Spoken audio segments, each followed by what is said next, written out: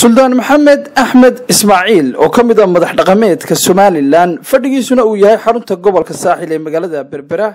iyo injineer Mubaarak Maxamed Xuseen Bircun oo ka mid ah ganacsatada magaalada Berbera ayaa waxay raali gelin ka bixiyeen su'aal ay sheegeen in mid ka mid ah dhalinyarada beeshooda ka soo jeeda uu dood habeenkii xalay ka socotay hoteelka Mansour oo u dhaxaysay Maayir Cabdishakuur Maxamuud Xasan Cidin iyo musharax Maxamed Dable oo halkaasi ku weydiiyay waxaanay sheegeen labadan mas'uul inaanay su'aashaasi ahayn mid sax ah meeyarka degmada Berberana uu wax badan u qabtay beeshooda isagoo aan maayar ahayn oo si gaar ah u shaqaysta imika uu maayar yahayna uu wax badan u qabtay waxaana halkaasi ugu horeyn ka hadlay suldaan maxamed axmed ismaaciil bismillaahi wasalaatu wasalaamu calaa rasuulillaahi sallallahu alayhi wasallam maanta waxaan shirkaygan jiray maanta waxaan u qabanayaa doodii xalay ka socotay Mansour maayarkii iyo musharaxiinta loo qabanayay runtii su'aal qaldan ayaa niyadan adeero beesha ka soo suudaanka u ahay kamidii uu maayarka halka ku weydiiyay runtii 9 maayar baa intii Somaliland xornimada ay soo noqotay soo maray gobolka saaxil ama degmada maayar kan looga qiimo badan oo looga waxtar badan ma jirto run ahaantii agaasime iyo wax ka sareeyba waa mudanahay in la siiyo laakiin markeeda ayay timaadaa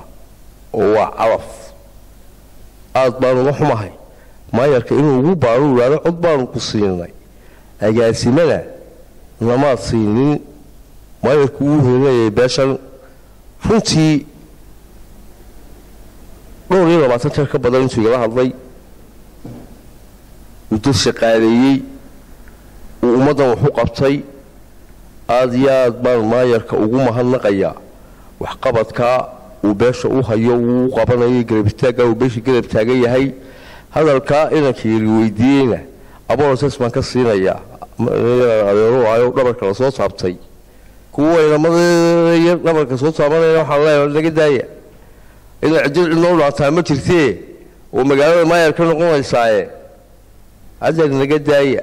in cidil ceeb u limeeyo runtii beesha aan ka soo jeednaa haddaan muusanahay haddaan madhibaan nahay haddaan tumaan nahay haddaan walaas nahayba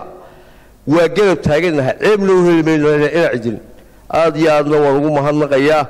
ragga dabadiisa ku jirana waxaan leeyahay waana dabadiisa ka baxo ilaahay ka baqa oo dadka iska hor keeninayay shaydaanka iska leeyahay oo shaqadiina qabsada oo ku habsaamina waxaan dalkan ugu jirin shaqadiina la idii diray ila ku koomraataan baa fiican runtii beesheeda waxa moodaa maalinta doorashadu timaado in loo soo kala dheereeyo waa dadka waa la dhaqdaa marka hore lagu tabcaa in cidina dadka uu ku tabcay isagoo maayar ahayn oo aan warshada leerka ka shaqaynin oo isagu shaqaysto ganacsada ayuu ummadda ninkan ku tacab galiyay ulaahay hortii uu la socday ulaahay hortii uu garab istaagi jiray marka Soomaalidu waxa jira milo gunti ku jira milo geed saaran looma qubo bulshooyinka kale ee maalinta cod ku noo timaada waa inta ka horeysa la idinka rabaa inaad dadka naqataan wax gashataan nin wax gashaday ninka daba gala isagu ma ku habsaamiye bismillaah wasalaatu wasalaamu ala rasuulillah sallallahu alayhi wasallam kulli hadalka qiimihiisa iyo milkiisa waxa leemeeyay suldaanka anu hal midin baan ku daraya waxaan leeyahay horta maayar Cidin sidoo sheegay suldaanku intii lagu soo noqday wadanka dib loo soo noqon xurnimadeena maayar dhaama oo ummadan u laabay ma jirto anu haddaan iska warramo waxaan ahaayay ninkii la tirtamayay xildhibaanadii la tirtamayay ama soo tartamay waqtigii uu maayar Cidin soo baxay runtii markii maayar Cidin uu soo baxay iyo sidoo dadka ugu soo noqday iyo wax qabadkiisa aad iyo aad baan ugu farxay waana ku hambaliyay sababtoo ah wixii iga baxay iyo qarashkii iga baxayna waan hanay waayo wuxuu noqday mid buuxiyay buu noqday yani wixii aan anigu ummadayda u qaban lahaa aad baan ugu faraxsanay maayir cidin waxaan kala simannahay gobolka saaxil bulshooyinka degan wax qabadka caamka uu ka qabtay ayaan aad kala simanay waliba anaga waana noo tiriya maayir cidin waxaan leeyahay guul iyo gobonimo waxaan leeyahay dadka uu maayirku muxuu haayay oo suldaanku yartaarteen waxaan leeyahay war soo noqda wanaaga iyo muxuu haayay hayo muuqato wuxuu qabtay maayirku waxa laga yaabaa hal agaasima ka hadlaysaan wax ka badan inuu noo qabtay